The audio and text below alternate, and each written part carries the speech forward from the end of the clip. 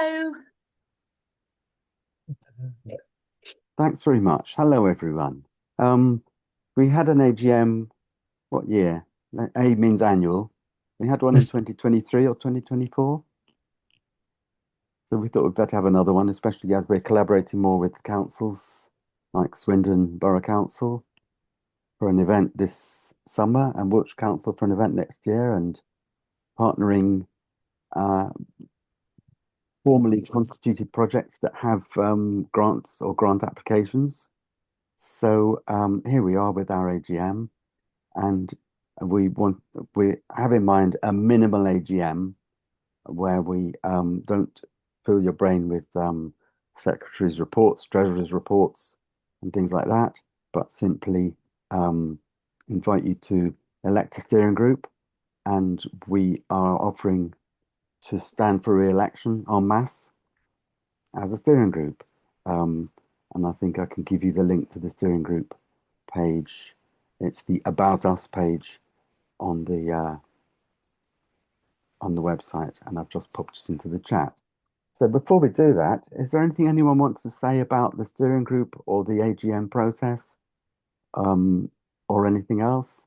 Because I don't want to steamroller anyone into not standing for election onto the steering group or not opposing us or having any other concerns that would fit into an AGM. Speak now or speak a bit later. So here we are. Um, thanks, Richard. Comment in the chat. He seems to think we're brilliant for some reason. And the steering group is currently I'm in the chair. Bill, as the founding chair, is a member. Nick Murray, Christian was the founding treasurer. Julian does a lot of our IT and websites, so he's very kindly offered to be named as secretary because he was taking some of that role anyway. Jackie, there you are. Vicky can't come, Vicky Stone. And William, I think the same thing is that you've kindly agreed to be called the treasurer. So you're willing to take on those responsibilities which are not too heavy. And that's who we are currently. Although there could be or should be up to, is it 12 of us? So if there's no one else tonight, we are willing to co-opt people or go out and drag them in. And so that's what I'm asking someone to propose and second. Would the membership be willing to re-elect the steering group members to their posts as steering group members and Wilts Climate Alliance officers? Um, can anyone willing to propose that who's not on the steering group? Shirley, thank you very much. And do I have a seconder for that? I have Brig. Thank you very much indeed, Brig. Um, do you want to, well, would people please raise a hand or put up a little Zoom hand? Um, all in favour of that? I see lots of Zoom hands. That's on video, so we can count you. Um, is anyone against that? And is anyone abstaining? In that case, I declare that that's passed.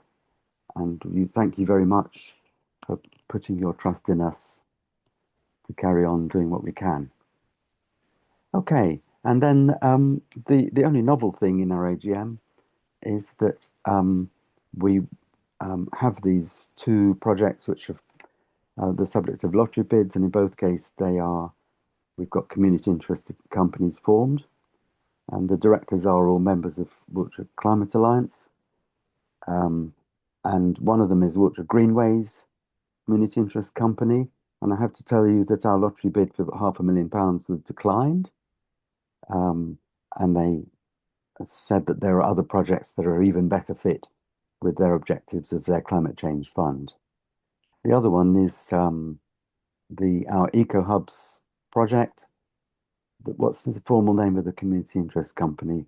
Um, Climate Hubs and Outreach Community Interest Company. We haven't heard whether their £1.5 million roughly bid has been approved or not. Is that right, Brig? No news? Still no news. Still the case? This is good news compared to the Greenways one. Yes, and I've heard now of some other completely unrelated project that's been told they haven't got the money. So the longer that goes, I think the better news it is. This is just round one, everybody, of the National Lottery Community Fund, Climate Change Fund application process. So even if that Eco Hubs project gets through this round, it'll then come to the Right. point of developing a more detailed bid, but working hand in hand with the Community Fund team. So the proposal before you, folks, is to um, we ask you whether you will vote to support Wiltshire Climate Alliance being represented in the new CICs formed to deliver the Wessex Greenways and Wiltshire Eco Hubs project.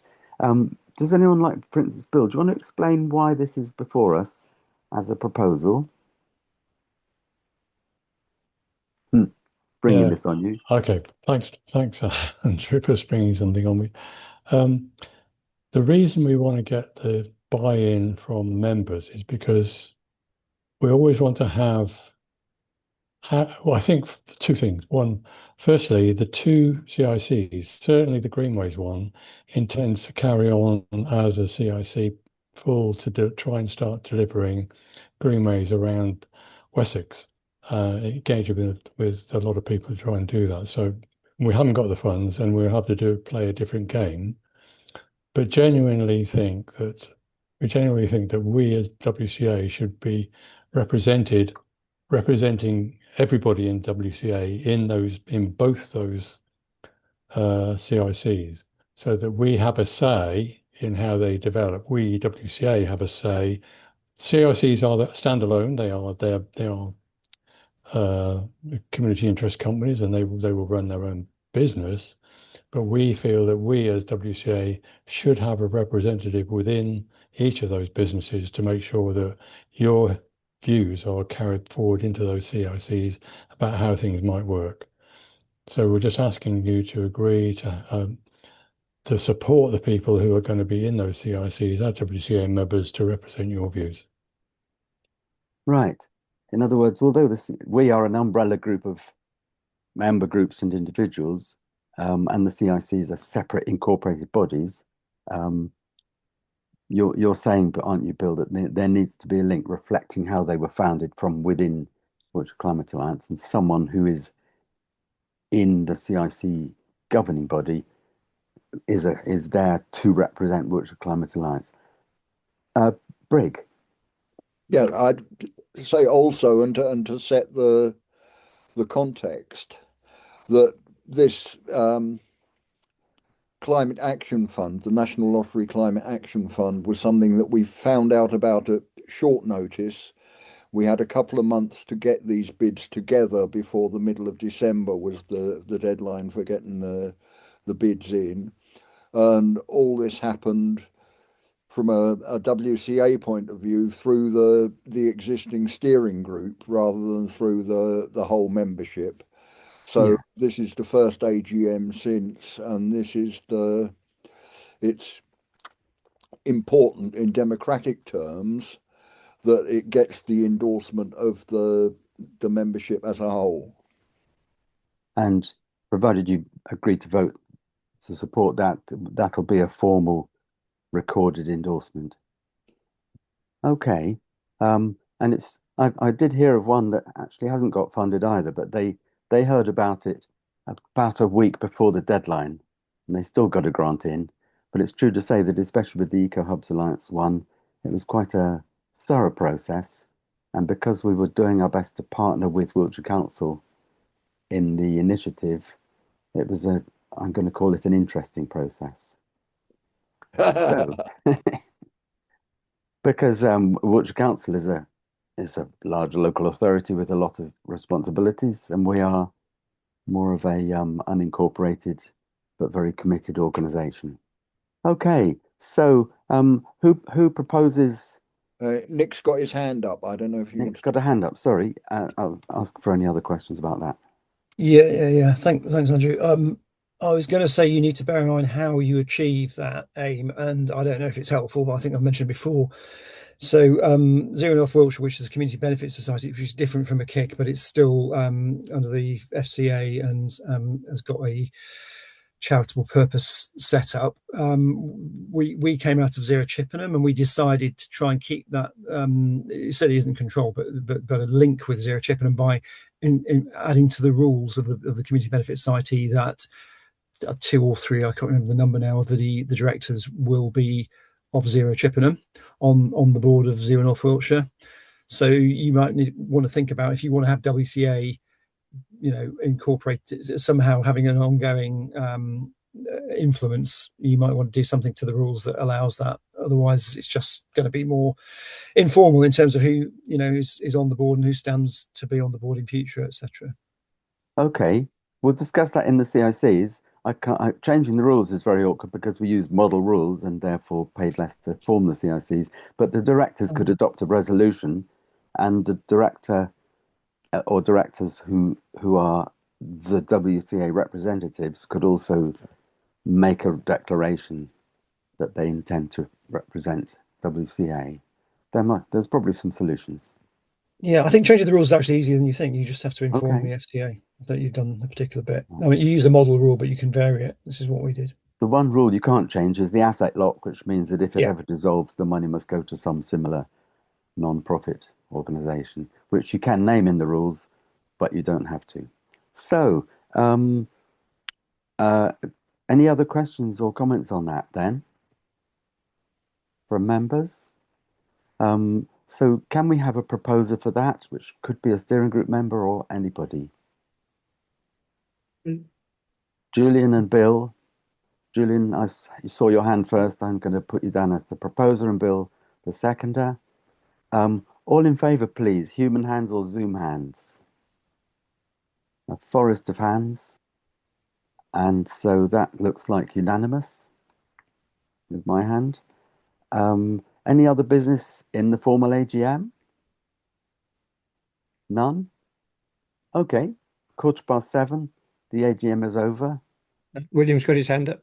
Or is that William? Joe voting? All right. So any other hands up? Sorry. Julian or Alex, are you ready to give your presentation? And are you able to share your screen just yet? You should be able to share the screen. And Bill originally arranged this, so I don't know if you wanted to introduce at all, Bill. We talked about it a bit beforehand, so don't need to, but if you wanted to say anything. Bill, a couple of words then? Or Well, sentences?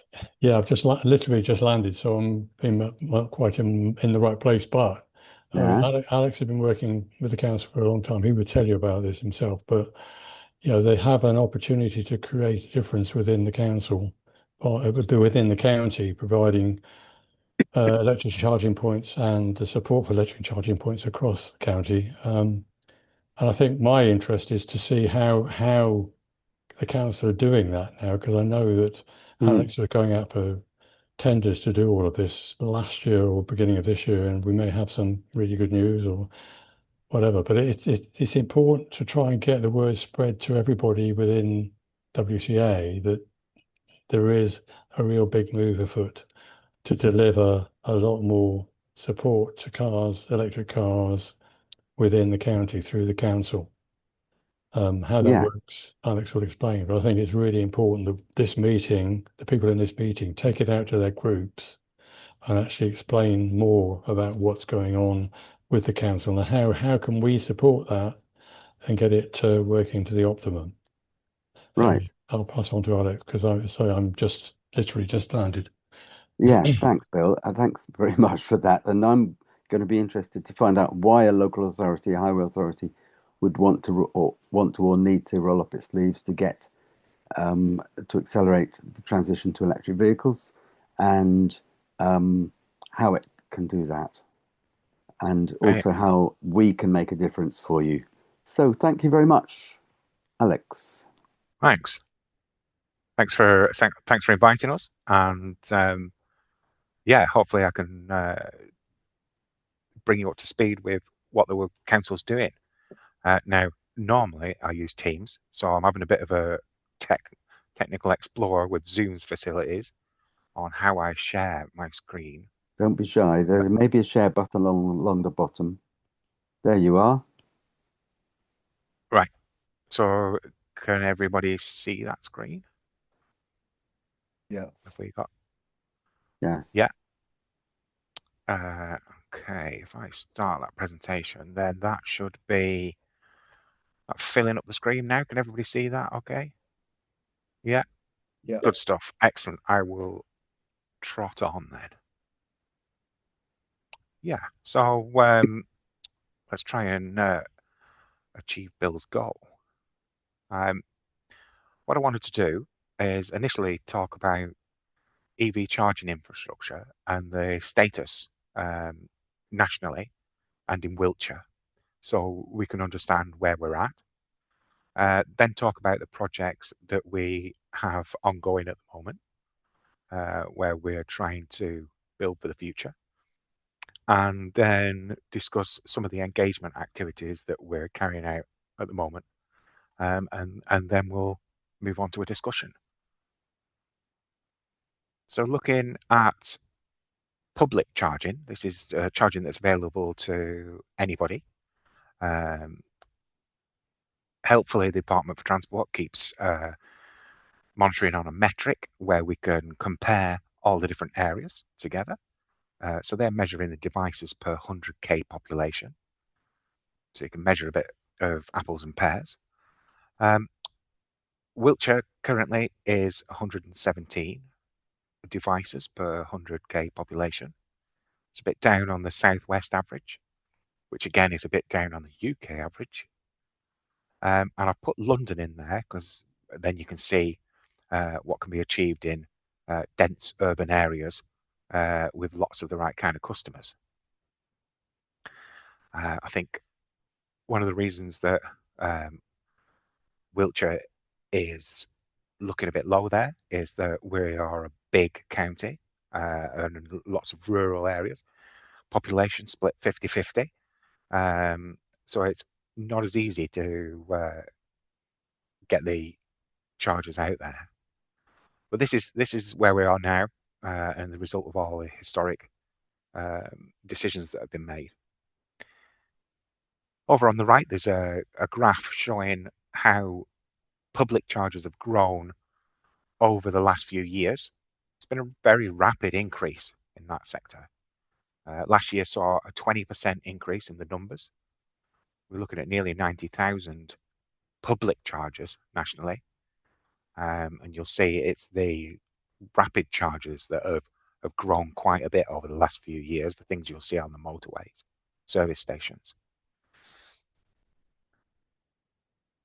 But this is public charging, and really most charging of electric vehicles takes place at home at the moment.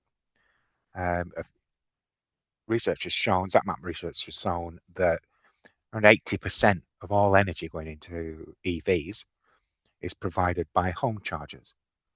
And there's very good reasons for that. It's convenient, it costs less than public charging. There's been grants available for home chargers. But there is one clause. You must have off-street parking space in order to get permitted development rights to put a home charger in. So that means all the people who are parking on street, who don't have off-street parking, it's been very difficult for them to get home chargers. And we see within Wiltshire, that is 24% of the housing stock, which equates to just over 55,000 households are in this position. And people feel like they're being forced into bad solutions, such as the image there where someone's decided they're going to trail a cable across from their house, 3-pin plug, to charge their electric vehicle. So that's creating a trip hazard in the footway that we really don't want. And there's an electrical hazard. And a lot of people aren't aware that if there's anything slightly dodgy about your electrics or any connections, it can be a fire hazard in the house as well. So we really don't want that to happen. And the council says it's prohibited. Even if you put it through one of the cable tidies, that's introducing an access issue to the footway that we can't support, just for all the people who are using the footway, who might have mobility issues or in wheelchairs. So that's a very sticky situation we have. But the government has recognised that that is one of the #1 issues that's holding people back to transitioning from a petrol diesel engine over to an electric car. And that's why they've come up with the Local Electric Vehicle Infrastructure Project, the Levi project. They made a big pot of money available for all the councils. It wasn't competitive. They did analysis of where the different councils were on this journey, and distributed funds to all the local authorities. And we've got 2 aims that the funders are stating there. They want us to build low-speed, on-street residential charging, because that's ideal for addressing the problem that the people who are parking on street. So this is charging that you'll be able to park up locally to your house, and the car will be charged when you go out there in the morning. We also need to work with private sector to access industry knowledge and investment. So they're saying, we're giving you some capital funding, but we expect you to work with commercial sector to make a bigger project, bigger capital project, and deliver more for this money. And to be honest, it's the private sector that's got the cutting edge industry knowledge. So we need to make use of that and not start reinventing the wheel. The money came in 2 strands. We had some capability funding, which was to be used to fund council officers to focus on this activity. And that's funding that was used to create the EVI team at Wiltshire Council. So we've got 4 officers working on this at the moment. And there wasn't anybody working on this before. So that's a great improvement. Wiltshire got allocated just under 3.9 million capital funding. And that is what we're going to use as our stake in the capital project. And it gives us buy-in, it allows us to direct things. So the way Wiltshire are approaching the Levi project, we are listening to the Levi Advisory Board. So there are some independent expert organisations that have been working with industry, doing industry engagement to come up with some best practice, balancing what a council might want from what the commercial sector want. And the ideal example is the contract length. If you talk to a commercial entity, they want 20, 25 years. If you talk to a council, they want 5 years. So they've agreed and recommended that a 15-year contract is a good way to go. And they've also populated a lot of other heads of terms, and we're taking advice on those. We're going to choose to go to market through a concession contract. So that's where we put a contract out, we get bidders from charge point operators, CPOs, and they will design, build, operate, and maintain over that contract period. This is a good balance of risk and control for the council, because most of the risk is going to the commercial entity, but we still have that element of control because we're writing the contract and we get to guide where the charges are going, And if you were leave it up to the CPO, they would go straight for the commercial sites and wouldn't necessarily think about the sort of social equity issues and supplying charges for rural areas in Wiltshire. We're going to make sure that the contract has KPIs in place, key performance indicators, so that we can monitor how the project is going, how it's being built, how the chargers are performing. Anybody who drives an EV over the last few years will know that some chargers have been quite unreliable, and that doesn't need to be the case, and we want to make sure that isn't the case. We have some control over the finances. The main thing that we're trying to focus on is keeping the tariff affordable for the residents, and we're putting a tariff control, a margin cap, so we're controlling the extra spend on top of the energy cost, and in that way we're trying to keep it as affordable as possible. We're going to make sure that the project isn't costing the council as well, so just with all the issues around budget at the moment, and eventually when it becomes profitable, we're looking for a marginal percentage revenue share to come back to the council, but that's not the main goal. It's not a cash cow to be milked.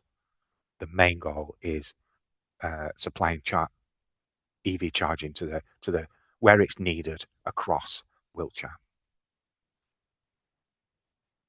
So looking at what other councils have been able to achieve and the average prices of charger installs, we estimate we'll be able to get, with private investment, a capital project of at least £10 million, and that will allow us to enable us to build a minimum of 2,000 new EV chargers across Wiltshire.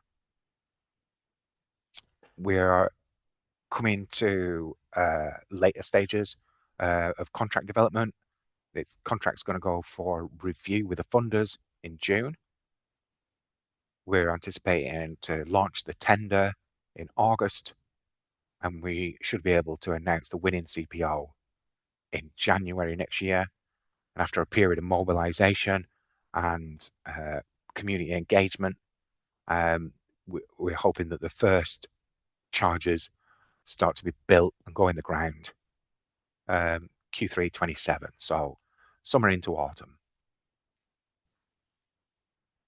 It does seem like a long time, but this is a very big project, and yeah, a very big construction project. So I've talked about charging devices, and they can be lots of things. But what we want to make sure is that all across Wiltshire, in all the different places that we might put chargers, that we have something appropriate to deploy. So through the contract, we're asking the CPO to be able to deploy lamppost-based chargers, bollard-based chargers, and conservation-friendly chargers. The reason we want all those is the lamppost-based is the lowest capital cost. We don't have to dig in any cabling. We can use the power that goes to the lamppost already. And we want to make sure that we put those in where possible. If we can't put those in, then we want them to look at putting a bollard in. These are devices that are specially designed for the purpose of charging EVs. But they do have a bigger visual impact, and if they're mounted in the footway, they can make an impact on that footway's accessibility as an extra piece of street furniture. If the charger is being put into a conservation area, then neither of these might be appropriate. So we want the CPO to be able to offer a conservation-friendly charger. And on screen is an example of a flat and flush charger. That's when it's not in operation, then the charger is flush to the footway. There's no street furniture impacting access.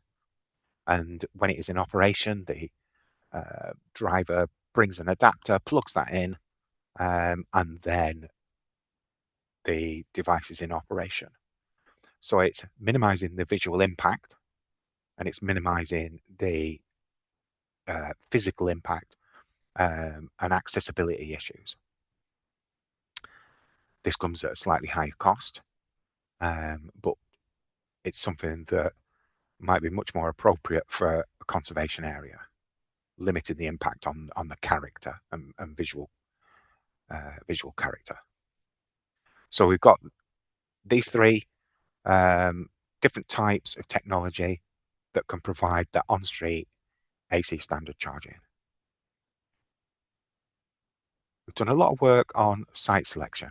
We're going to work out where is the most appropriate place to be putting these chargers. And it comes down to what we see as the latent demand based on finding out where the houses are that are parking on street, and then including other criteria that build up that picture. What we've come up with is a proposal where we're asking for chargers to be deployed in urban and rural areas. They've been developed slightly differently, and the urban areas we've proposed 47 of those target areas that are focused to commercial incentive. They're very attractive commercially, and the CPO will be very keen to put charging in there. We've also identified 35 target areas that are more focused towards social equity. So that's where the CPO might not necessarily choose to go there, but we're saying we would like you to put something in there. We think, we don't want these communities disadvantaged by not having access to charging. And eventually, when EVs become more widely adopted, when the second-hand market develops, then we will see EVs in these areas. So we don't want residents left behind, and that's what we're trying to do there. And then we look at the rural provision. What we've done there is identified rural settlements, where there is enough demand to give the right utilisation. And these are spaced across Wiltshire, but we've also identified 5 key settlements where we think the addition of a DC rapid charger would allow us to further the provision to the rural area, so that residents of the smaller rural settlements around could drive into that settlement, use their DC charger for a short dwell charge while they go off and use the amenities that are in those settlements. So we've got places with demand present, demand within a catchment area, and the amenities to support people to have something to do and a reason to go there. So we've got Mere, Tisbury, Market Lavington, Burbage, Lynham. And yeah, I think with that spread of charger build, then we do a very good job for meeting the demand for on-street public charging. Of those 2,000 chargers, which we think we can get, an indicative distribution would be, we think, on average, 10 chargers in a rural settlement, 20 chargers in an urban area. But all this is dependent on how receptive that area is to the installation of chargers. If it is very grid constrained, then we're going to have more problems. And also, once we put this contract out to have bids put on, we may actually get more. We may get a higher amount that's bid and get more charges to be distributed. But we've set this as a minimum and said that's what we want at a minimum.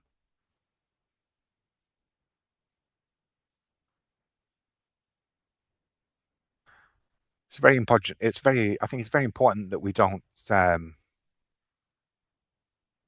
just say, right, we've done a desktop survey, this is where the charges are going. So we're trying our best to engage with community and understand what they see as a priority and where they would like charges points. So this is the EV demand tracker that we've developed and is accessible from the Wiltshire website. It gives a map for any member of the public to have a look at. They get a pin. They can put the pin in where they want to suggest an EV charger where they think that's a good place for it.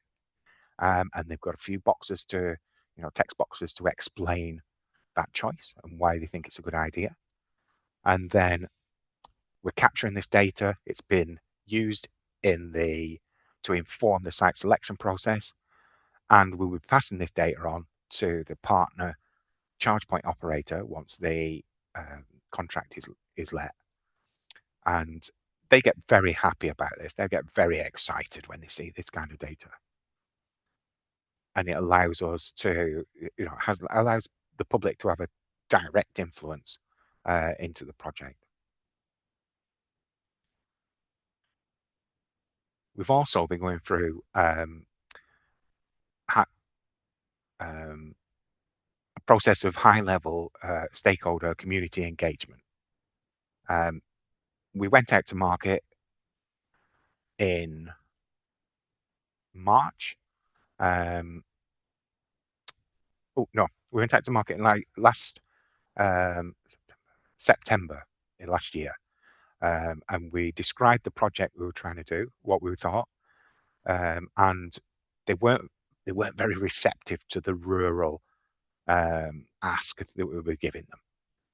So we've done a lot of work to change the contract so it's more, it's less risky for the bidders. It's more commercially viable. And one of the things we had to do with that was talk to rural communities and really get to understand their settlement and where is appropriate for EV charging. And this is through the community engagement. So we've been talking to Wiltshire town parish councillors. We've used a commonplace online platform, and through that we've described the Levi project, how we've done the site selection, and also the information we have on each of the rural settlements and why we've chosen them. Then we've had face-to-face dialogue with that settlement on Teams, and we have gone through the data and the things that we think we understand.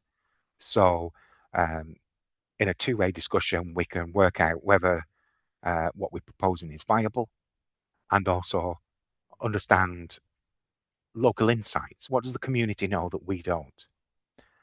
From that, we've been able to get 256 information points that are going to be interesting for and informative to the charge point operator when they start building. And this has really helped reduce the risk, and it's really going to help make sure that what is proposed by the CPO is going to meet the needs of that settlement. We'll be put in an extra appendices in the contract pack, which will detail all this information for the bidders. And that's been really well received. We did another formal market engagement earlier this week, and we had 14 organisations, CPOs attending, and they were very supportive and keen to put bids in. So that's really good news. But that isn't the only way that we can get a capacity to charge an electric vehicle to those residents who can't put a home charger in at the moment. Another way is via cable channels, which enable that resident to safely conduct on-street home charging. So while they're parked up outside their house, they can access their home power through a home charger and avoid that situation where we've got a cable causing a hazard on the footway. So these cable channels allow the charging cable to be locked in place below the surface of the footway while the vehicle is charging, and they're getting a lot of traction. A lot of there's quite a few different ones available on the market, and the Department for Transport has started to support them and issued a grant for councils to help with the deployment. I've been working away on the highways transport officers for over a year now. They're a very risk-averse bunch, and they weren't keen at all initially. But we've had suppliers in showing the kit, and we've eventually agreed on a way forward to do a trial of a limited number. So we're going to put 40 of these units in place, installed with residents across Wiltshire, and they're going to be in place for 12 months. So they go through all the seasonal cycle, weather cycle, and then we're going to use the understanding from that trial so that the council can make a decision about their operational deployment in the future. The grant funding that's come from the government, from the DFT, that's going to be used to reduce the cost. So it'll be a 50% subsidy on top for the cable channel. And will also be, if planning permission is required for the associated home charger, then we will be paying for that as well, that planning application. There are quite a few operational deployment criteria. Cable channels will not be suitable for everyone. We can't deploy them everywhere. But where they are suitable, I think they make a good addition to provide an ecosystem of charging options. I don't think there's a silver bullet to this. There isn't one technology that solves everything, and we've got to progress at deploying as much as possible of the different forms that fit the context where they're needed. So we have just sent out the first applicant questionnaires so that we can work out who can join the trial, and I'm anticipating we're going to need to do some more. We had 60 people who'd already contacted the council to ask if they could have a cable channel, and we think we'll probably need a few more applicants until we get the 40 successful to fill the trial.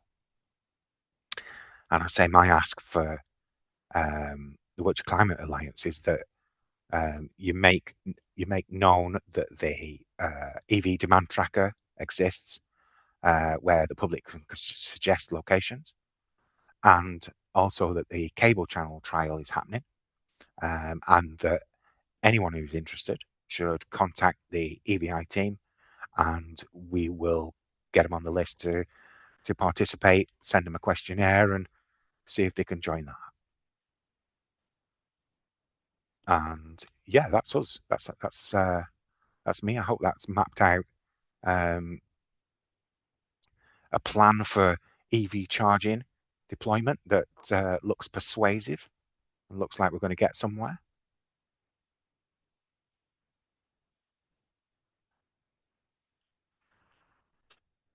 I will stop sharing now. Thank you very much. Thank you very much, Alex. And Thanks, straight Andrew. away, there's a question in the chat from Nick. Are you still there, Nick? Or let me put your question that you've written into the chat. Thinking about on-street charging from an active travel perspective, it looks like the major proportion of the curbside charging options would go in the footway. To what extent can they be in build-outs in the carriageway so they don't constrain pavement widths? Nick, sorry, I've just asked you a question before I saw you were there. No, thank you. I got it right. Yes. I sent it to Alex previously, but I just thought it was worth everybody hearing the I answer. have seen these Yeah, build-outs, sure. and certainly yeah. as a pedestrian campaigner, among other things, I'm keen to see that accessible access to the footway preserved. So, Alex. Well, as someone working in the highways, we have the Inclusive Mobility publication from the DFT, and they're giving us guidelines about what is a desirable or minimal access that needs to be retained in the footway. So we're taking that guidance and we are not deploying footway charging that would narrow down further than what is in this guidance. So that is, I think, if I quote, 1.5 meters, and in extreme cases, 1.2. But I think we're talking about 1.5 meters at a minimum for that pinch point. If we can take a charger and put it in the carriageway, and they can either be on pavement build-outs or they can be at carriageway level with, they will always need protective bollards once they get out there. But it really is a balance of, I think, if there is room to accept a charger in the footway and meet the inclusive mobility standards, then that will be the preference. If they need to go in that area and there just isn't any footways that can take them, then that's when the build outs come into play. The balance also is that a build out, I'll put it in the carriageway, will necessarily cost more for that install. And if we talk about 2,000 chargers deployed across Wiltshire, that difference adds up. So build outs are possible, and I think they will be employed where the footway can't accept chargers and maintain the sort of DFT inclusive mobility standards. Does that answer the question? Yeah, thank you. Yeah, great, thanks.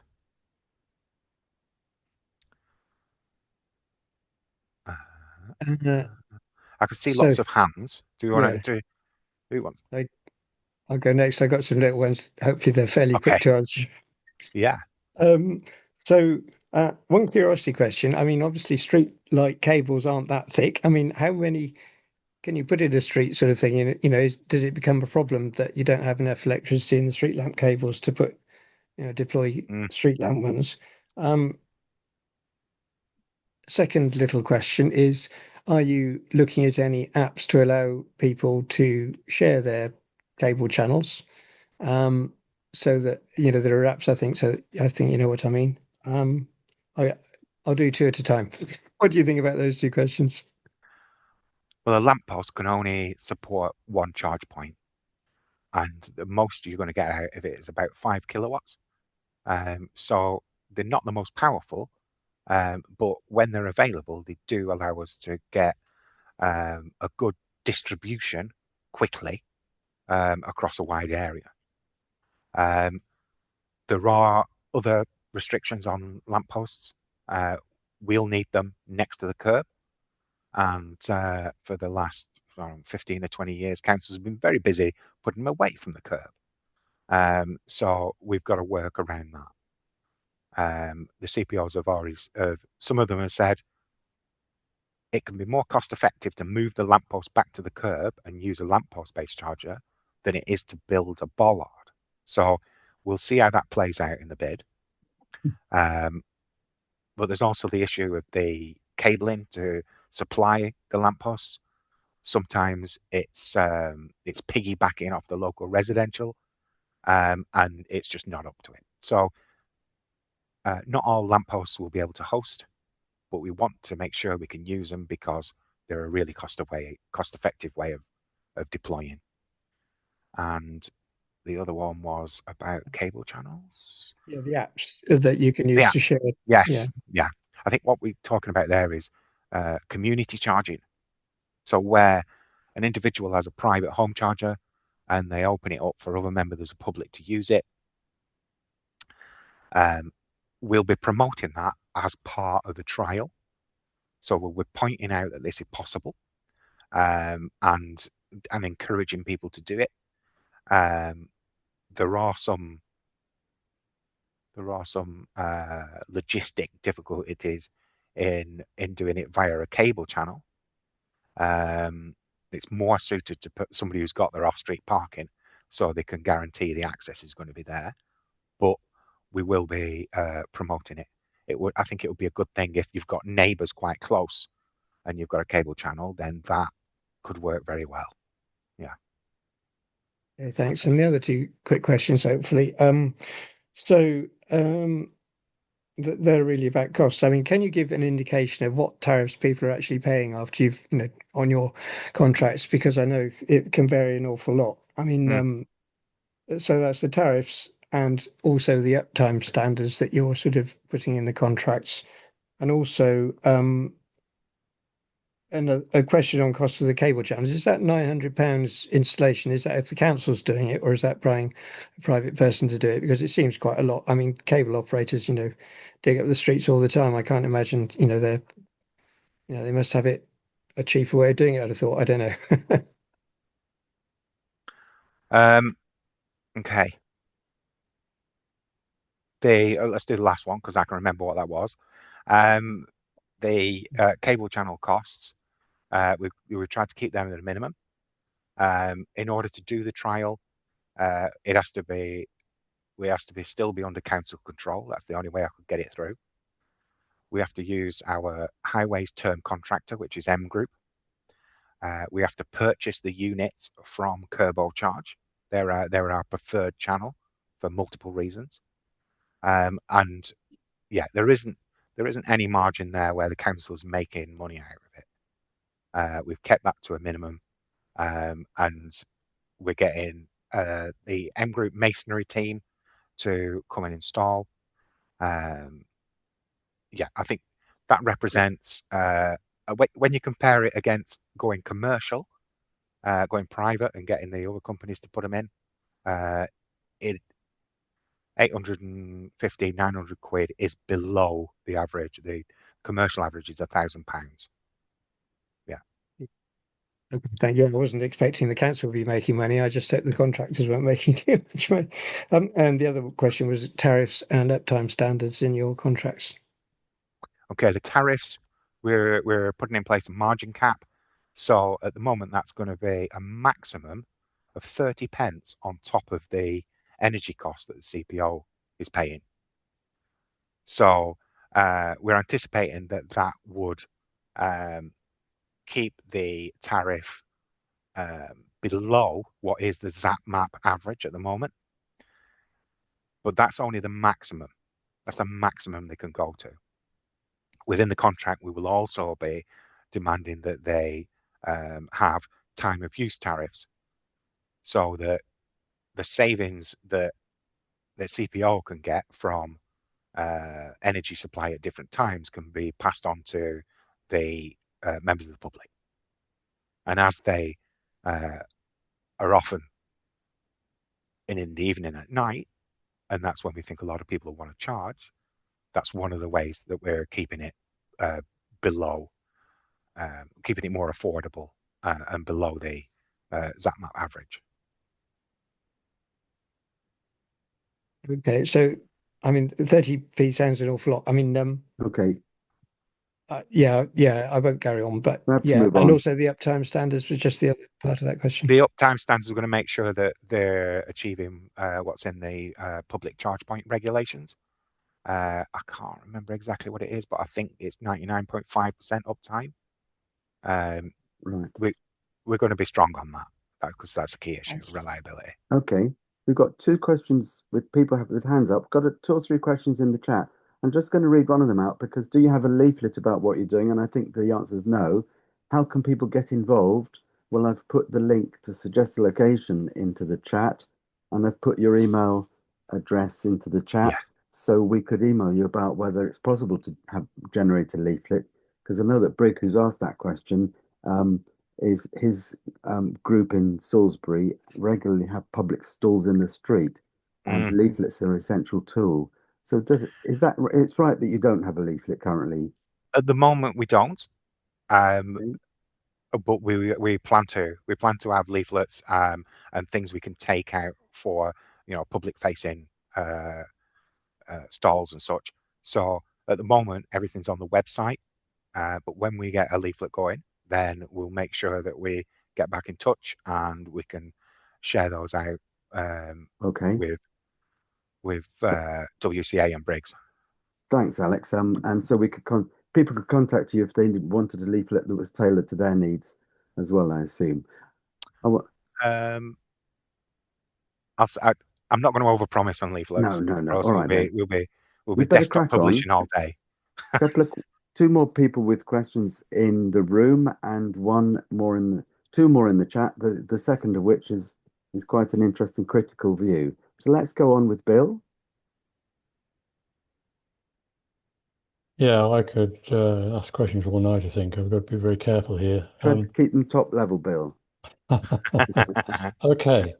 I guess first major point to make is 55,000 homes have, or homes call them, have no parking or no off-street parking. And you're providing 2,000 units. That sounds to me like a slight underplay of what we need to do. I think the second and probably more important thing about that is that I don't know how you deal with demand management because it's a chicken and egg.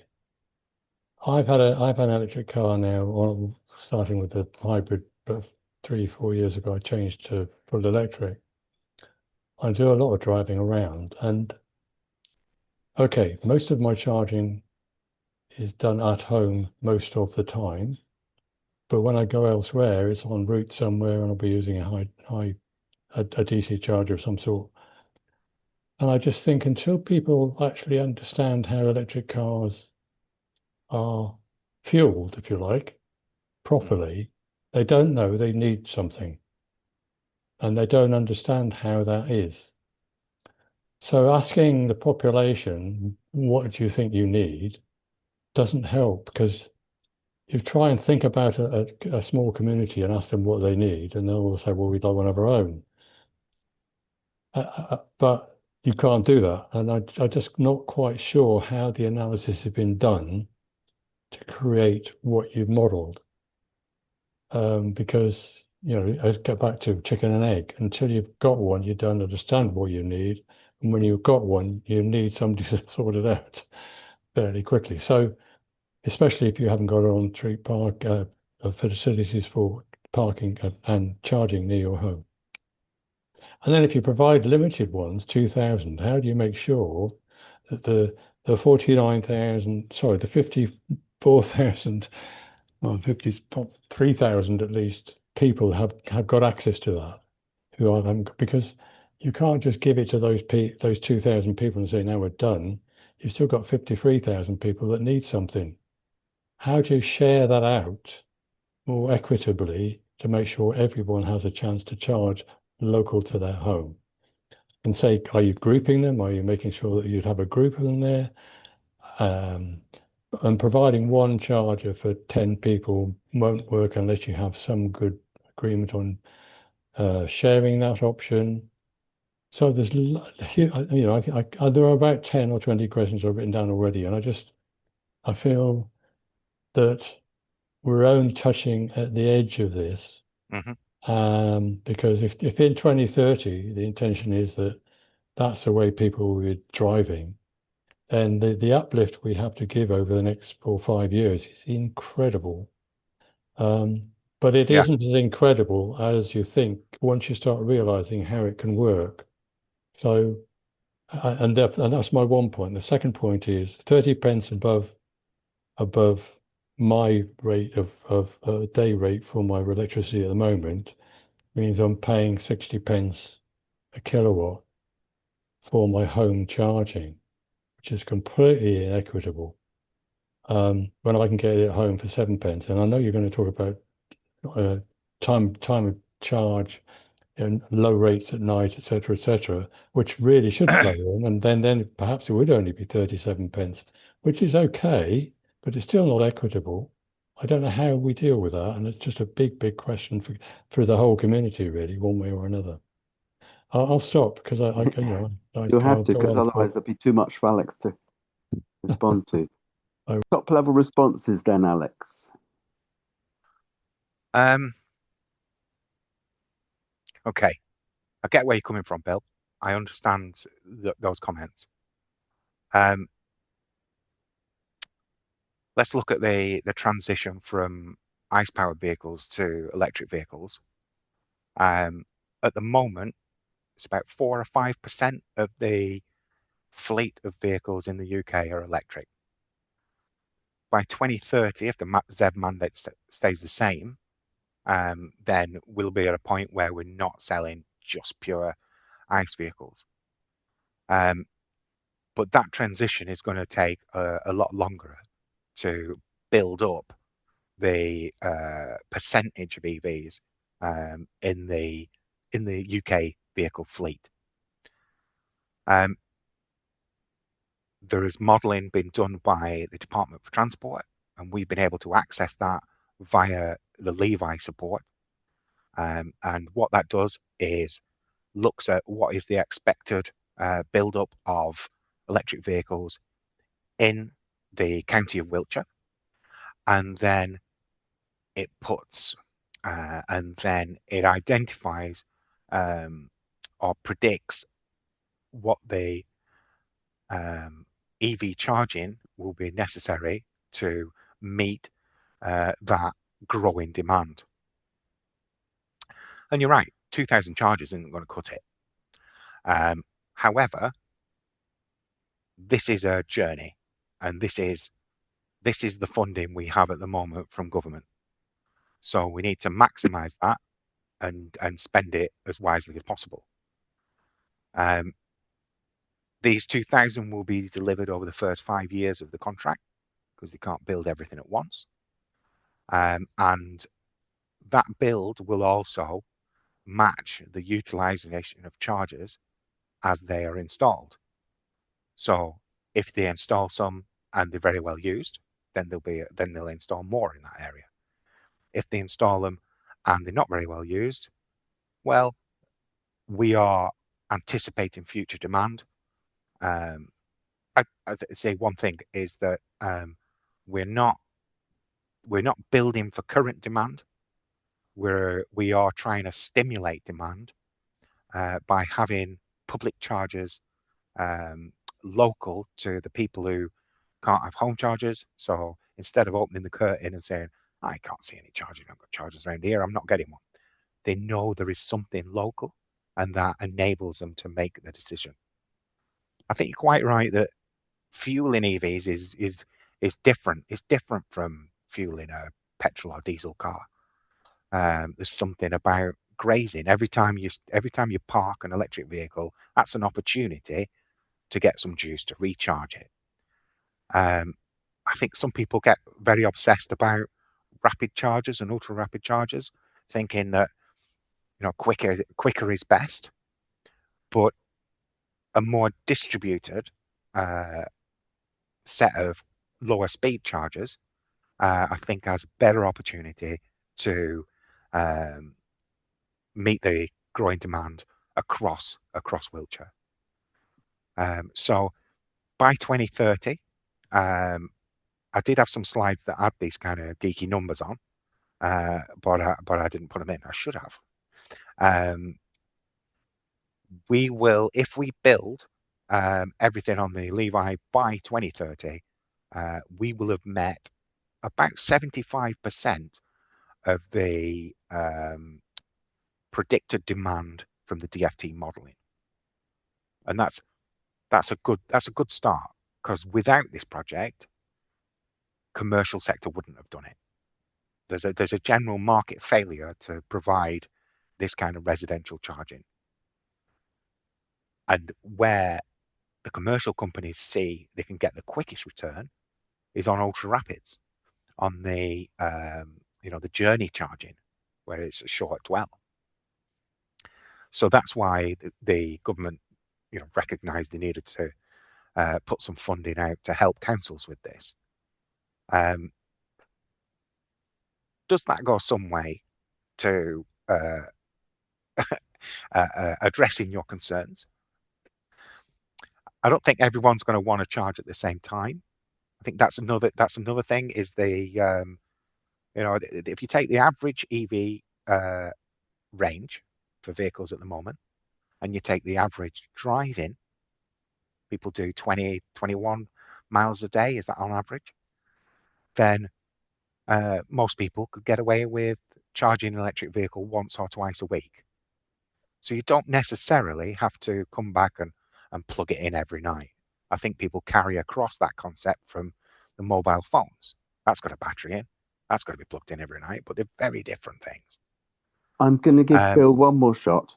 No, I'm not responding to going to. that, I'll because just make Andrew. It's got fine. three I'll just make two statements. One, the world is changing, and DFT's forecasts will be completely out the window. Fuel costs, fossil fuel costs go through the roof even more than they have already. Demand for EVs is going to go up. Second-hand demand is already going up.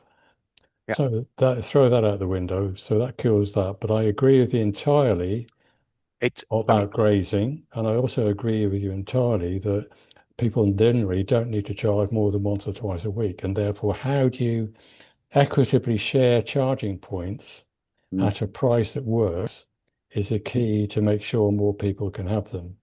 And I understand what you're saying. Everybody's comparing public charging to the lowest cost tariff that they can get at home.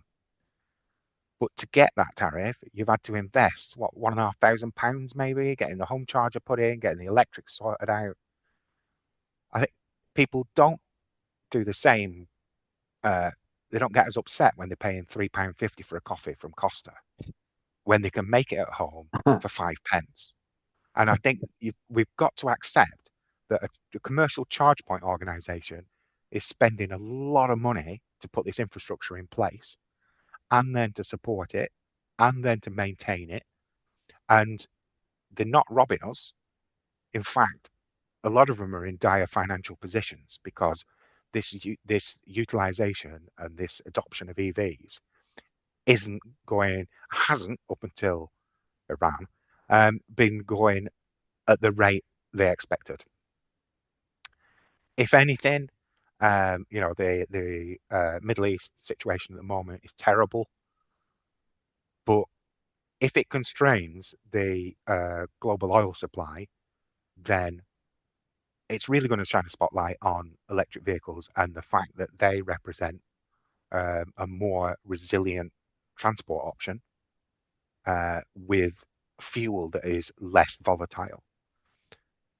I'm driving past garages with diesel at £1.90. That makes an average AC charge of 54 pence per kilowatt seem a lot more plausible. Okay. Thanks. Let's move on. And it's always possible that we might ask you to come again to, for instance, an energy subgroup meeting for a more techie discussion, or a more political, philosophical discussion even. But I want to move on because there's still two questions in the chat, Great, one of thanks. which is short and one is more radical, and I have a more radical one as well. So, Margaret, you've been waiting. Hi, yes. Yeah, thanks. Excellent presentation. So thanks for that, Alex. And the Thank you. questions have been really interesting as well, drawn out a lot. I think my concern would be, um, in effect, this is giving the right for people to park in the road outside their house, which is not really a right because the road's main purpose is the thoroughfare for traffic. Mm, And I'm particularly concerned where there's instances because it's in places like Salisbury, where one would want to have dedicated cycle lanes down the side of the road, and they are mm, constrained by the fact that you've got cars using them to park. You wouldn't be allowed to put any pieces of furniture out there, so why should you put your car there? You know, it's there's a bit of a discussion to be had there, I think. And in some ways, I'd rather in Salisbury that people charged in the public car parks, took their cars off the road, mm. and also it might incentivize them to use their cars a little bit less.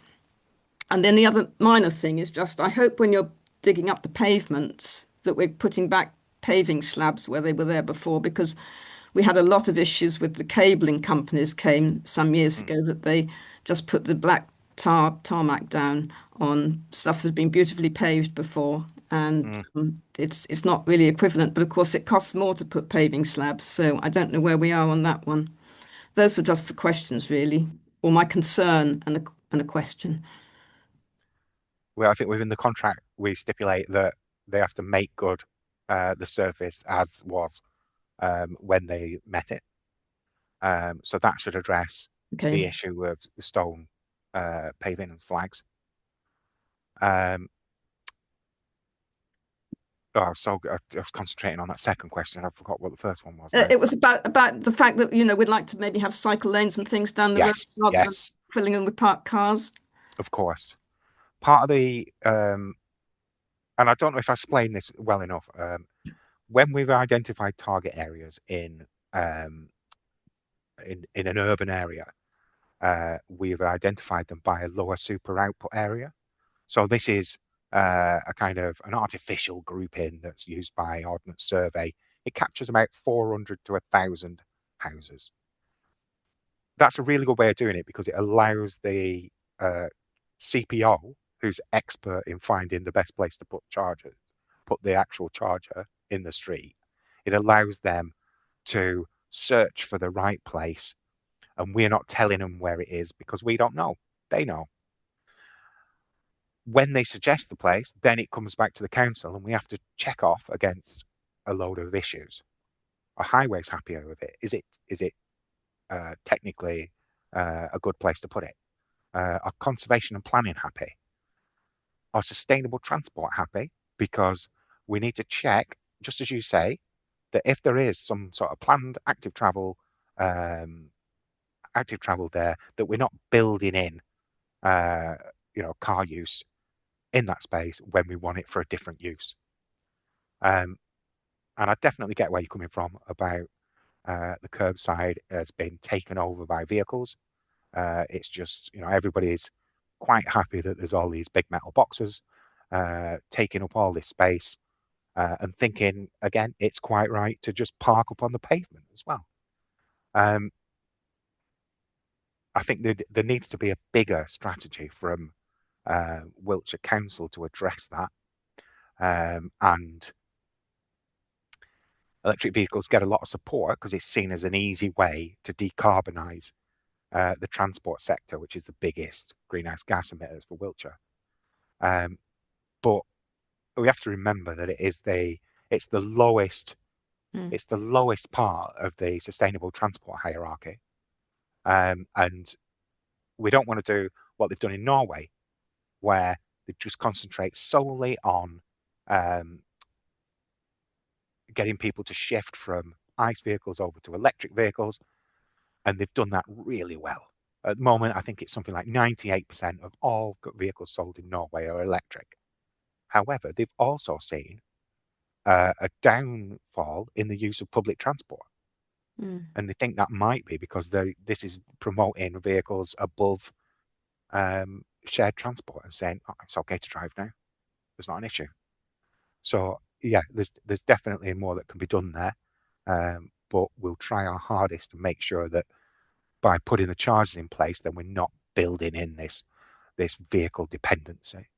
But I think, you know, from a WCA position, I'll push for Wiltshire to look at, you know, like a curbside strategy or something, that has a more whole systems approach to transport. Yeah. Yes, thanks, Alex. Thanks. So that keys into the question that Jill has put in the chat. Jill, do you want to Yeah, put your Richard question, from or shall I just read it out? Jill's question is this: what's the solution where there are parking restrictions outside houses? And Jill, I assume you're talking about people applying for a cable channel. Is that what you're thinking of? Where there's parking restrictions outside a house? Yeah, I'm just thinking of lots of streets in Salisbury where there are double yellow lines all the way down.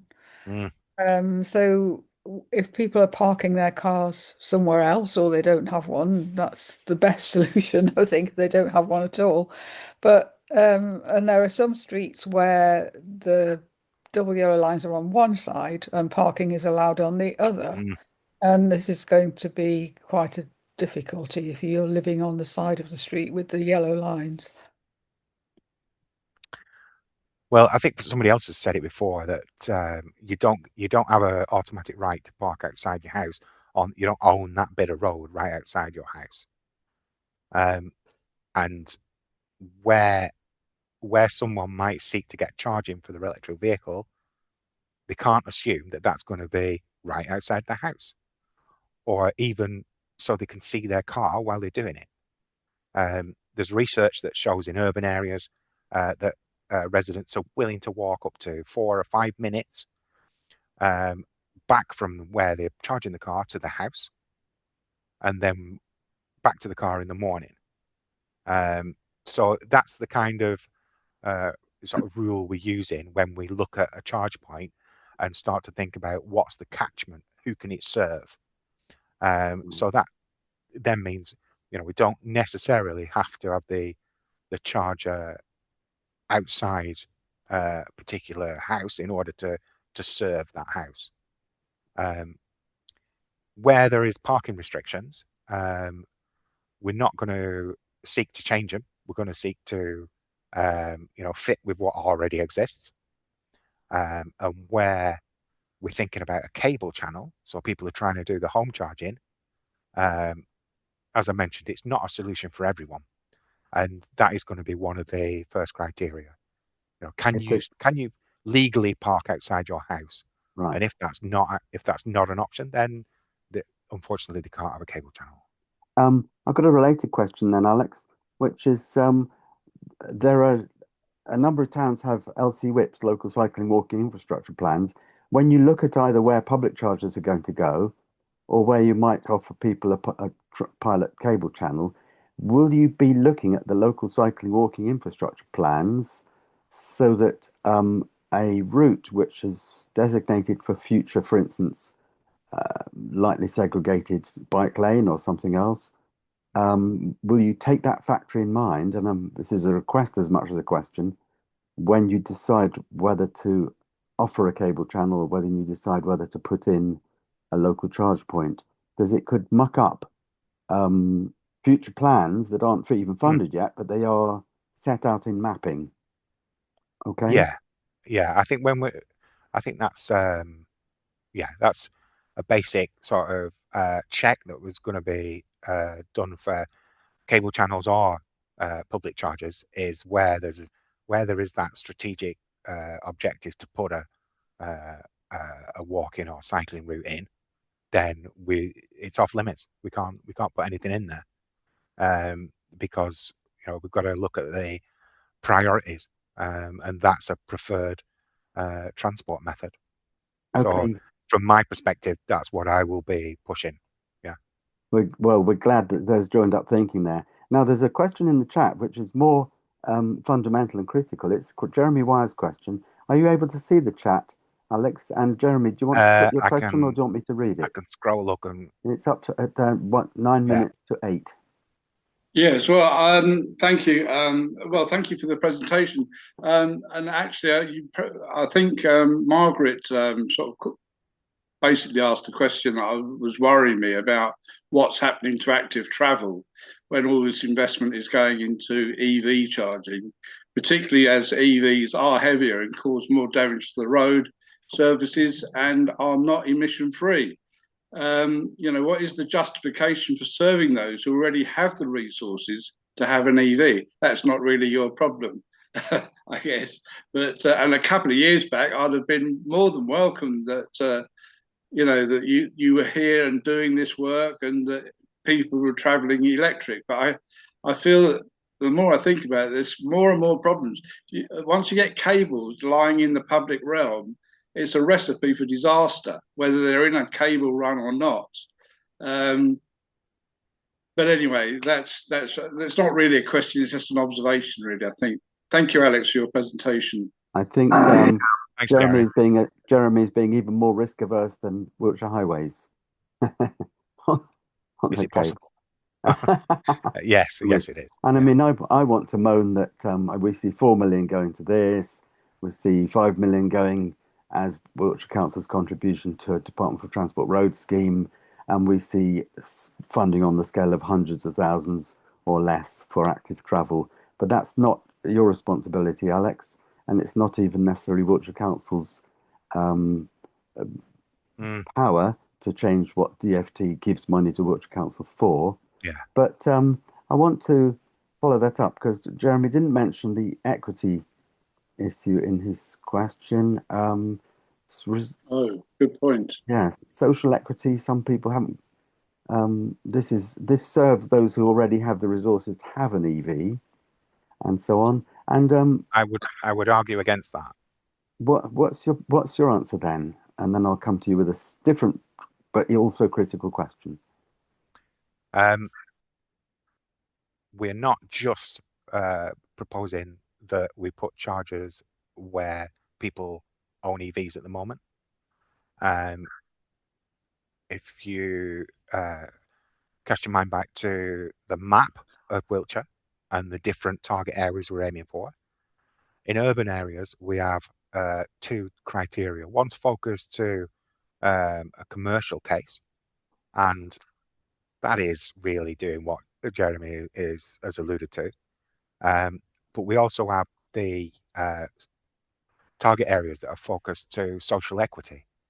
So we're looking at areas that have a low index of multiple deprivation, and we're making sure that in those areas where they have also have lots of on-street parking, then they are also getting public chargers. Now, people might argue that that's unnecessary because they won't have EVs because they can't afford them, but that's not what this is about. It's not about meeting current demand. It's about recognizing that there's going to be a transition to electric, and that eventually everyone is going to be partaking in that. So we are looking at putting chargers in areas with lower socioeconomic demographics, and the opportunity is there for them to charge. And we've talked to CPOs, and often they say that chargers that they initially thought weren't going to get used because they were in one of these areas, actually there's lots of people who bring on fleet vehicles that's already moved over to electric. So they can be surprised how much use the chargers get in those areas. So I think in that way, we're not just pandering to those that can already afford something, or putting infrastructure in place just for the rich, as it were. Yeah, I can see Briggs enthusiastically waving his hand. Brig, unmute.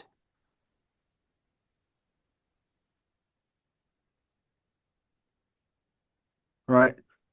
Yes, this really is a conversation about the privileged in society believing that it's right and proper that and it certainly isn't sustainable to continue a lifestyle in which people have the aspiration and the expectation of having their own personal 2-ton piece of metal to drive around in their own bubble in for the rest of their lives. And that's not it. What people in poor areas need is bus services. I participate in the electric revolution when I get on the new electric buses in Salisbury. And it's a fantasy to think that the world can ever sustain everybody having a brand new electric car and plugging in and driving around, and the roads can't stand it and the traffic can't stand it. It's altogether going. I applaud that you're doing something. I know you've got good intentions, but that's not where the real solution lies. The real solution has to lie in people accepting the limitations of the planet as to what people can expect as a lifestyle. I totally agree with you. It's just, I think, everybody here, gathered here, I think could agree that public transport and active travel doesn't get the funding that it needs. But greenhouse gas emissions through transport are one of the biggest sources. And this is one of the ways we can address that quickly. Now, if you want to address the systemic reliance on privately owned vehicles, then I'll support that. And that needs to be something that comes from government. Although I work at a council, I don't necessarily have the influence to make that kind of thing happen. But as a collective, we could try to influence it in that direction. Thanks, Alex. I'm going to come at a similar point from a different angle, because just as Bill is a kind of our electric car geek, I'm kind of our e-cargo bike geek. And I'm going to make the point that an e-bike, a typical EV might have 100 or 1,000 times the carbon footprint to manufacture compared with an e-bike. And an EV probably has 100 or 1,000 times the need for electric energy of an e-bike or even an e-cargo bike. So here we are in Wiltshire. I mean, there are obstacles to cycling because of the lack of safe infrastructure and this and that. There are obstacles to women cycling, particularly for all kinds of reasons. Infrastructure is one of them. There are obstacles to e-cargo bikes. It needs some sort of, it's a market failure. It needs a similar kind of project where there's funding. But luckily, it's the kind of level of funding which Wiltshire Council could consider without having to have £4 million injection from the government, although an injection would be a good thing. So e-cargo bikes can replace white man van vehicles for all kinds of building trades and all kinds of other trades. They can be used instead of cars by mobile care workers, all kinds of people. E-cargo bikes can do last mile deliveries, first mile pickup. They could handle some parts of the waste stream. They have less impact on traffic, less impact on the road surface. They don't need to be parked at the curbside. In fact, it would probably be a rather bad idea.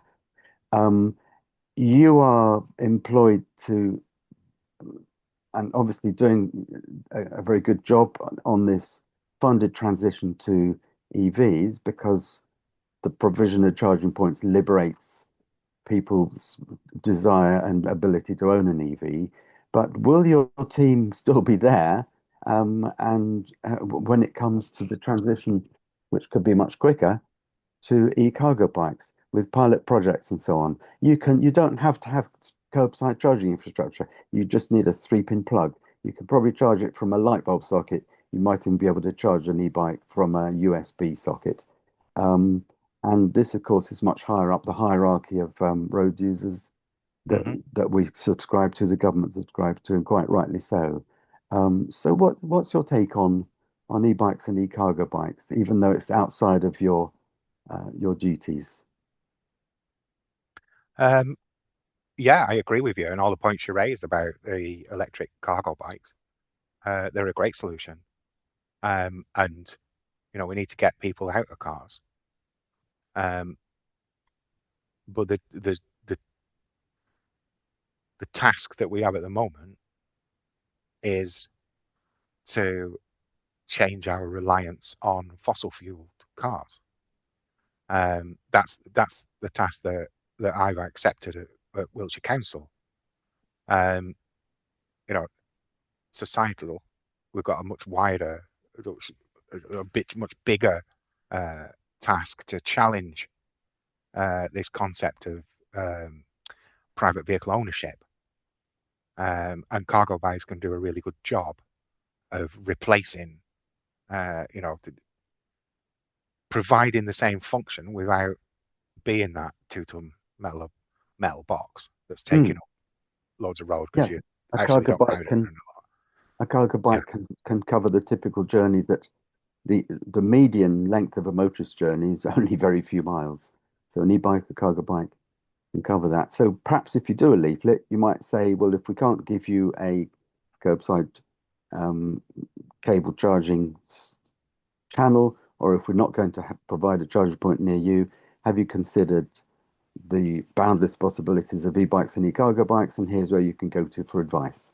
And that's just, you don't have to respond to that. I'm going to move straight to Julian. Yeah, we probably need to move it on actually, because we need half an hour for the rest of the agenda, and I'm sure Alex wants to go. But I did have one quick question for you. Sorry, Alex. About car clubs. I mean, are your colleagues promoting those? Because those are so good at helping to promote mode shift. If you can join a car club, then you realise there are all these other ways you can do it, and you tend to use it less and less. And do you know what I'm talking about with co-wheels type? Oh yeah, I know exactly what you're talking about. We've been searching for car clubs in Wiltshire. And everywhere we've been pointed to find one, they've gone out of business. They're a difficult business case to keep going. We wanted to find a car club and say, look, if you're thinking about going electric, then we will put a charger in to support you. But what we've found is that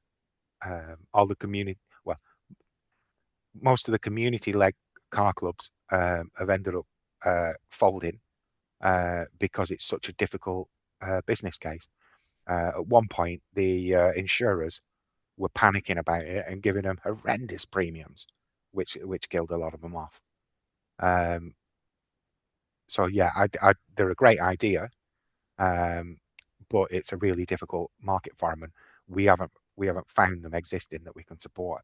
The council isn't in a position to facilitate them, just with the financial position it's in. Thanks, Alex. I think, Adrian, you get the last bite of the elephant. I'm quoting from the chat. Yeah, it's just a quick point. I mean, I think the thing of listening to all of this is that we need all of this. The basic thing for transport is we need to get rid of fossil fuel cars, and that's the main thing. But I think we've got to consider that we're probably in 10 years, we'll have safe self-driving cars, which you probably do cars on a subscription, so people won't even bother to own one. So I think we need to have this in context, that it's not a question of just replacing every car with an electric car. That's nonsense. It's more a question of a transition, so that we get rid of all the dirty diesel and petrol cars we've got on the road now. Yeah, I agree with you. But we've got to facilitate the start of that transition, and that's really what we're trying to achieve with this government money. But it's not going to solve everything, and it needs to be part of bigger programs that we all need to vote accordingly to see happen. Thanks very much. Thanks, Adrian. Good one. And we've gone 8:30. We've got some quite rich bullet point list of updates. And so, Alex, you're welcome to stay on, listen to the sorts of things we get involved with, or you're free to go. And thank you very much indeed. I think we'd all say that for Thanks very giving much. us your Thanks. time outside Cheers. of office hours. Thank you. Thanks. It's been really valuable. I've enjoyed it. Great. I'm going to go off and get some tea. Thanks very much.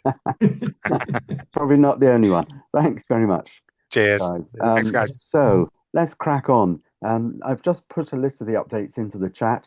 I think the People's Emergency Briefing is probably the hottest. So let's crack into that. Who's going to? You want to, Jackie? I have to do it quite quick. Or Jackie or Julie. I mean, I like what I put in the update quickly, which was that the film is now available, going to be released on 7th of May, 7th of April. And there is a showing in Bath, which unfortunately is now sold out, but I'm going down to see how it actually works and what it looks like. The trailer is now available online. People can register their interest in showing the film, and they can get they're looking at making it possible for people to have preview showings so that they can actually see what the film's like, so that they can plan better for their screenings. And that's basically where we are. I don't know if Julie or Jackie wants to say any more than that. Okay. Yeah, Julie or I'd Jackie? really like to, if I may, because I was joining this meeting purely for that, as I'm running another event on Monday as well. Oh my goodness. And I actually had to go off to an NEB meeting while you were listening to the EV. So I'm sorry I had to go because it's on at the same time. And I learnt a lot, and it was all about engaging councils, which is key, isn't it? Because really, if we don't engage the council, then are we going to be taken seriously by the general public, which is the core audience for this film? And I've been talking with Salisbury City Council today, so the environment leader there, and now I think he's in charge of the Guildhall. Matt, who's in charge of the Guildhall, wants to have a conversation anyway now about what would happen if the film gets out there and you're not involved, because you're doing lots of environmental initiatives, and you want the public to get on board. So this is your best free bit of marketing you could have ever hoped for. So I've been really upbeat with them. I've tried to show them that this is an opportunity for them to engage the public to live more sustainably. And I was just talking that through with the NEB in the CEC group. So it's the Climate Emergency Centre talk tonight with Andrew Malafant, who is he's kind of involved with the great collaboration of councils. He's trying to get councils to work together to move to move to set goals for net zero, just as Wiltshire did, and was one of the first to. And so I was explaining that and saying that's a real advantage in Wiltshire that we've got, because they are quite self-aware of all of this. And his point was, well, you've got a great advantage then, because yeah, absolutely, if you can bring the public to them and increase the adoption of the council schemes, then they're winning, aren't they? So that's one angle. And then I've also been talking with several groups. I've signed up as an NEB connector, so I've been talking to all of the community groups outside of the green groups as well. Schools, I've been engaging with schools and the church and Wiltshire Wildlife Trust, people like that who are probably sort of green, kind of not quite so green in our village since they increase the traffic hugely.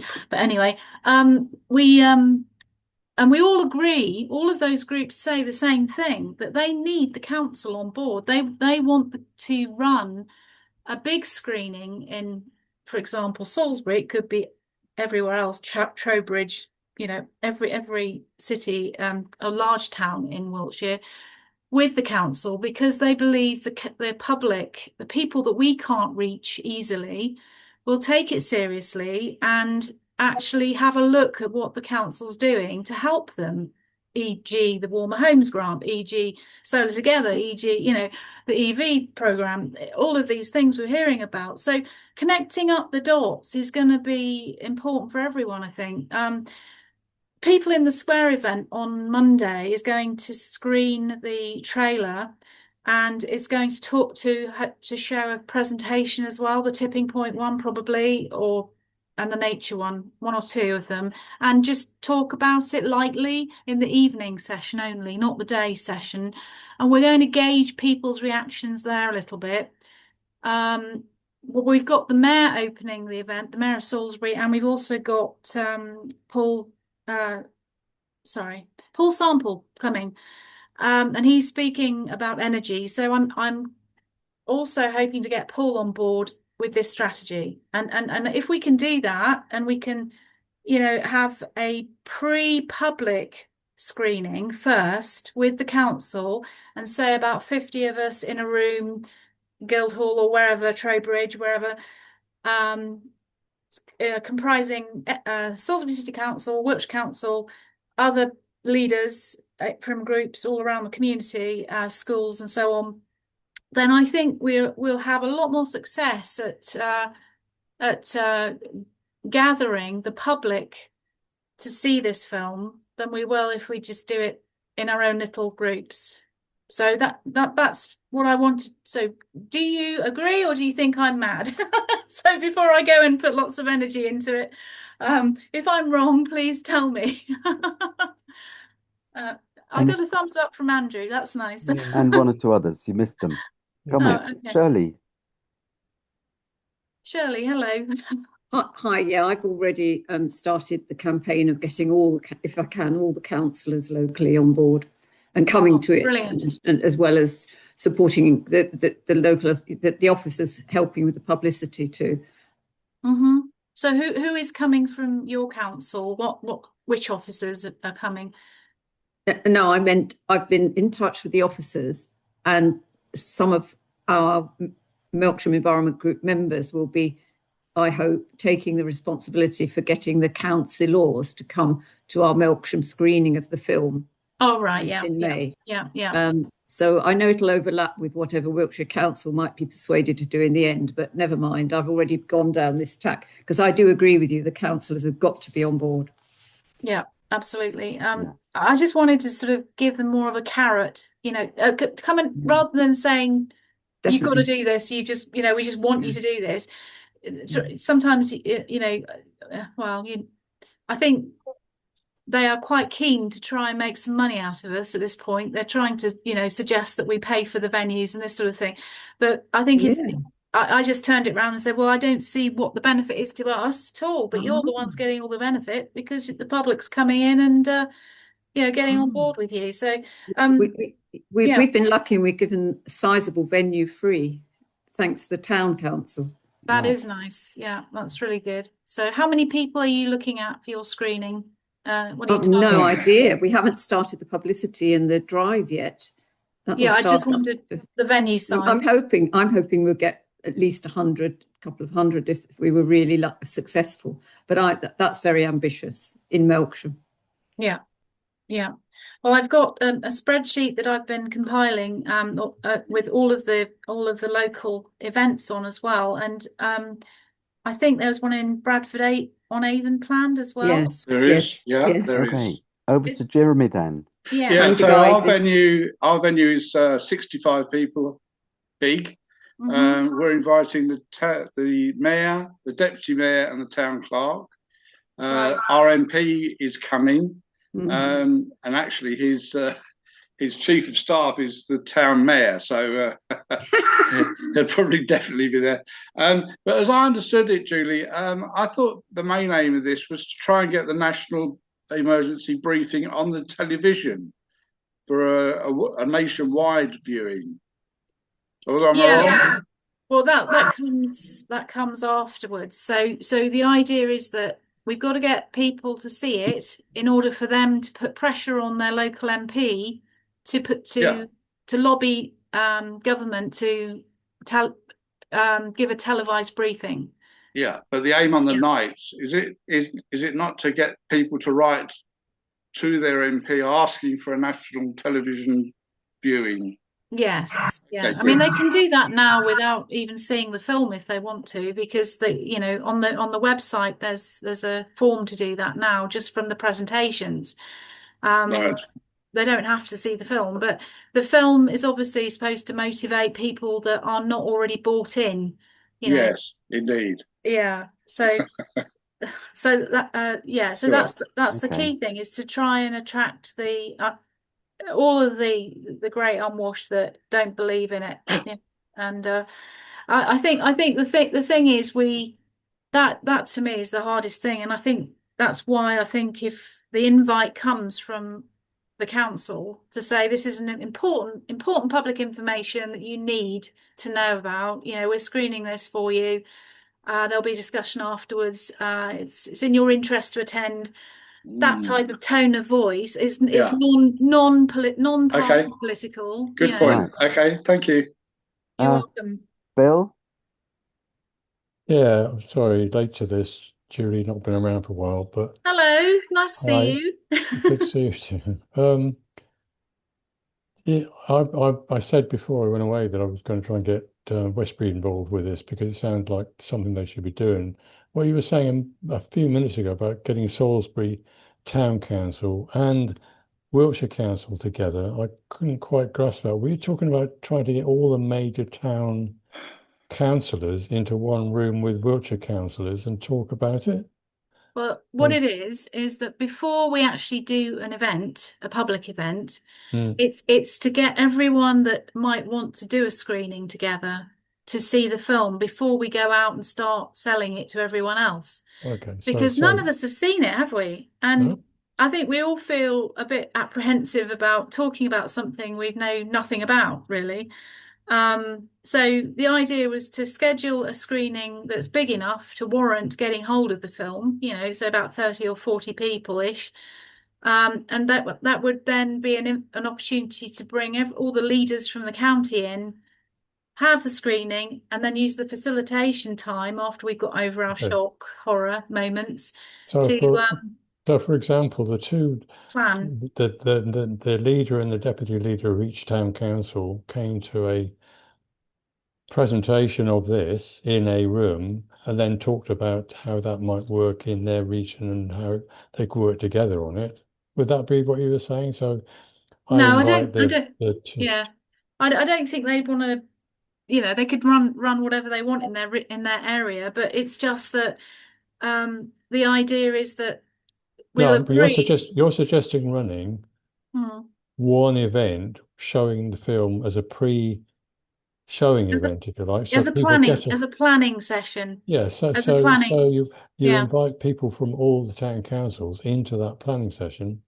Yeah, one or two representatives, and they come in to see it, take that back to their council and work out how they're going to make use of it in their area. Is that it? Yes, that's it. So when's that going to happen, and when can I invite those two people in from Westbury, and I'll get the Warminster ones to do it as well?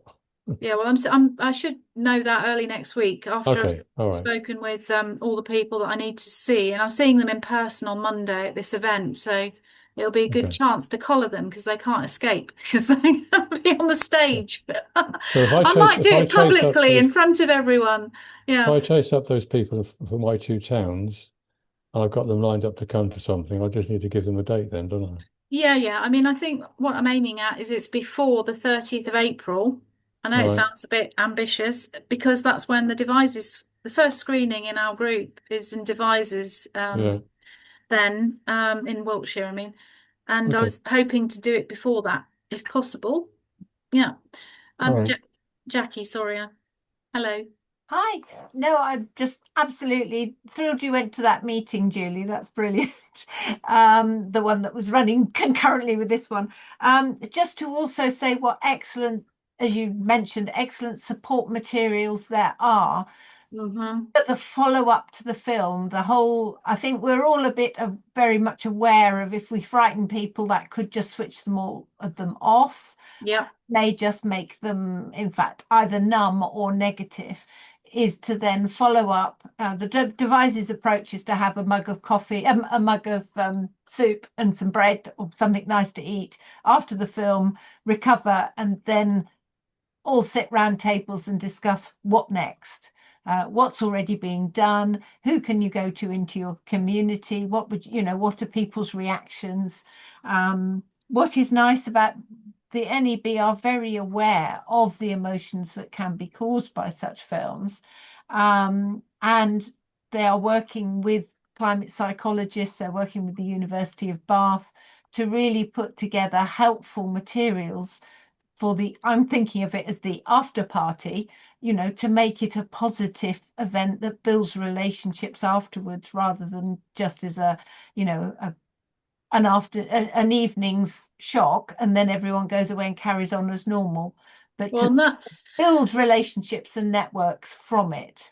I mean, to that point as well, that is why it's really helpful to have the council there, because the council can say, right, and this is what we're doing about this, everyone, and get on board and get your solar on your roof, etc., etc. So, sorry, Andrew. That's all.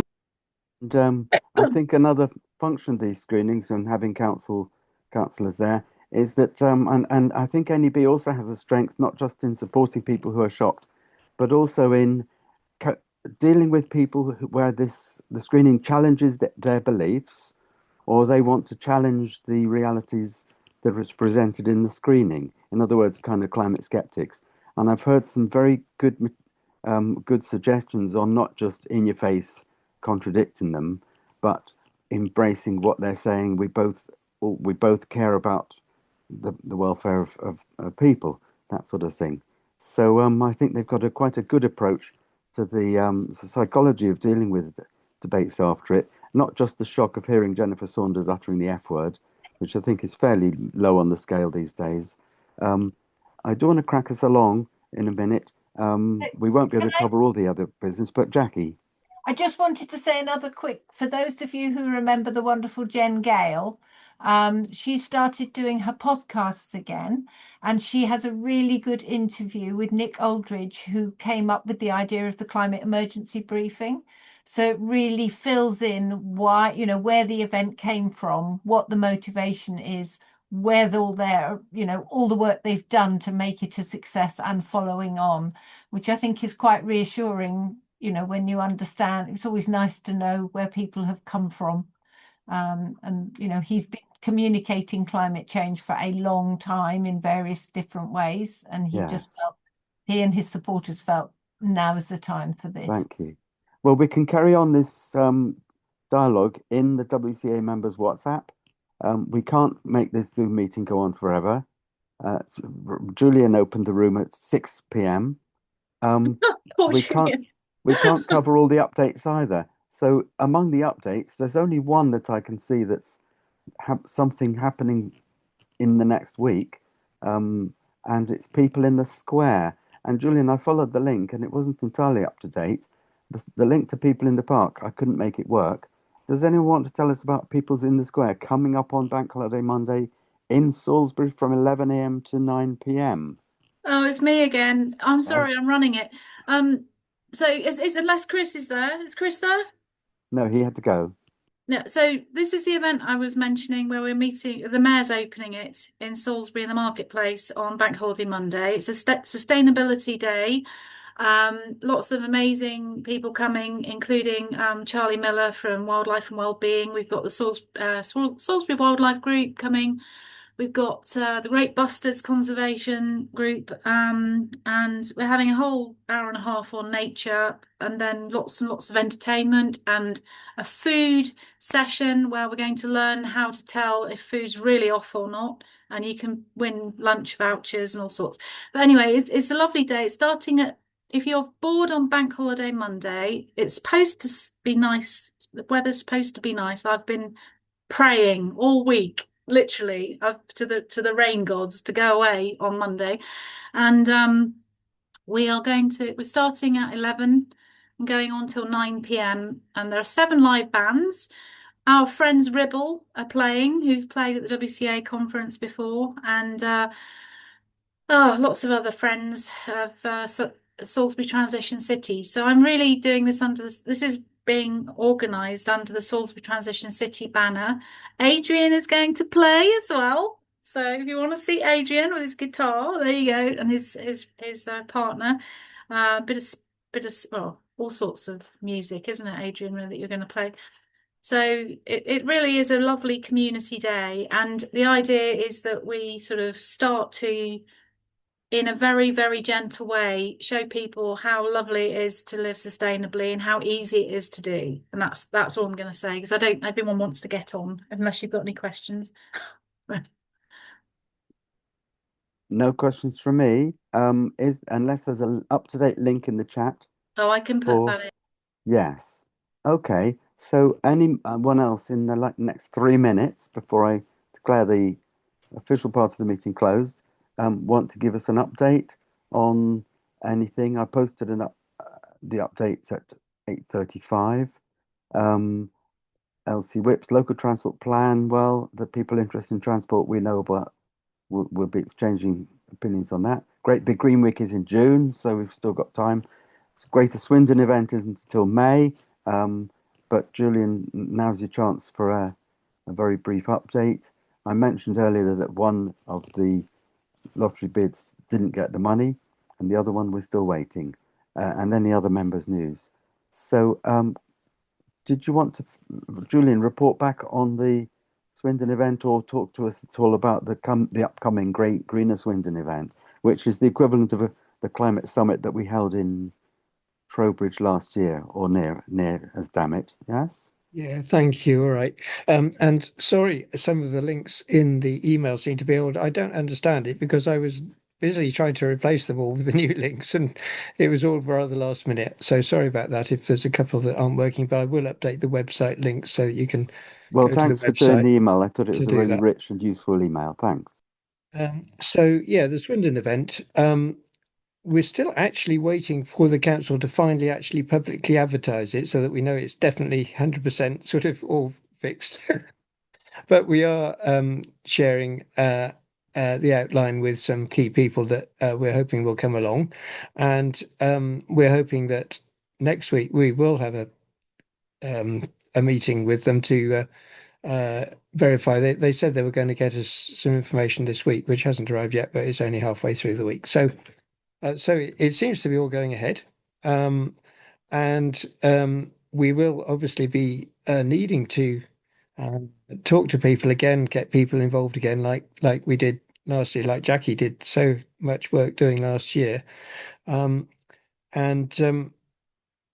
it will be a similar event to last year, but a little bit smaller because it's a little bit smaller venue, but that'll give us more chance for engagement, hopefully, more time to look at the stalls that are going to be there. So everyone is warmly invited, and we'll be reaching out to key people, hopefully, to come along. I mean, Jackie, do you want to say anything quickly about it as well while we're talking about it? Yes, it's very interesting. It is going to be a very Swindon focused event where we're the brief is to highlight what's going on in Swindon, which is fun. We're learning a lot about what's going on in Swindon. It's very different structurally to the sort of the Wiltshire approach, where centres of population all have their own groups, which are know what's going on. I would say one of the most gratifying things has been how, when we approached people who helped us with the summit in Wiltshire, they had already started making contacts from the summit. They met people who they've then taken that action into Swindon, which is really interesting. And I know we're always wonder what happened, what is the outreach of an event like the summit? Does it have a benefit? I can tell you it really does. It's far beyond what we as organisers could know. For example, Jess Thimbleby, who's very sweetly on the call, I see. It's been lovely to meet up with her again. She's spoken to 500 Swindon residents after meeting a contact at the Climate Summit event in Wiltshire. So you could say that's a direct result of that event. So, you know, we're really keen to make Swindon work. You know, Julian's doing an enormous amount of hard work. And Friends of the Earth helped us as well. Yes. The event that happened last week was helped by Friends of the Earth to bring in a lot of the community groups through the Voluntary Action Centre in Swindon. You know, like there's a Wiltshire one as well, and that was quite interesting. That, you know, they sort of did a email to all the groups and got a few people engaged. So we got a few other people that we didn't know before, which is great in Swindon. And so we're hoping that, you know, we can hang on to those. So we've got to reach out to them and keep in touch with them. But likewise, we're really keen to have people from round about, and I think we will need a bit of inspiration from elsewhere as well. So we're really hoping that some of you can come. Jolly good. Thank you. Thanks very much, Julian. And we're on 9 o'clock. So, and else got anything to say on those things? Jess, thanks for coming. Anything to comment? We don't even know if you're able to. Hi. No comment. No? Yeah, no, Brilliant. just to kind of second yeah, what Jackie was saying. It was yeah, we ended up doing the energy project in Swindon this winter because of meeting Belinda from the Bristol Diocese Super, at the yeah. event last year. Lovely. So the event last year has had some outcomes, positive outcomes. Great. So thanks everyone for coming. Interesting presentation by Alex from Wiltshire Council, wasn't it? And I'm glad we were able to confront him with some of the deeper issues. I'm kind of glad that they got all that money to spend. Grrr. So I declare the meeting closed. Thanks for attending our AGM, and we'll get back in touch, and we'll probably drift away slowly and have a pleasant evening and a pleasant bank holiday weekend in due course. Now that spring has sprung, I'm waiting for the first heat wave now. If anyone is interested in any of the other updates, we'll Yes. be around for a minute to talk about them. And land use framework, I thought was quite interesting when I had a quick look at it, and one or two other things there. Oh yes, And I the will government's update the published a website, land as I use said. framework. Wiltshire Council is consulting on its local transport plan. The Department for Transport's announced its road investment strategy number 3, and it doesn't specify that there will be funds for road schemes on the A350 and the bypass around Salisbury that's impossible to build anyway. Thanks, Shirley. I wish I could say it's because I wrote to them, but I didn't. But my gut feeling now is that the M4 to Dorset Coast connectivity studies was so shaky and has so many assumptions built into it that aren't justified, that the government couldn't decisively say that they'll go ahead with those road investments. And we could forward an email to anyone interested about a lot of other road schemes around the country that have not been funded. So this government is starting to turn obviously towards public transport, rail investment, active travel. They haven't defunded active travel like some governments do before, that came before. And EVs, well, they are the second worst form of transport in Britain. So aren't we glad we're switching to them? Anyway, I'll stick around for a few more minutes and see you all soon. Thanks very much. What else on the updates? Do you want to stop recording now, Julian? Thanks, William. Yeah. Thanks. Thanks for being here, Bill, from your roadside cafe or whatever you're in. Thank you very much, Hazel.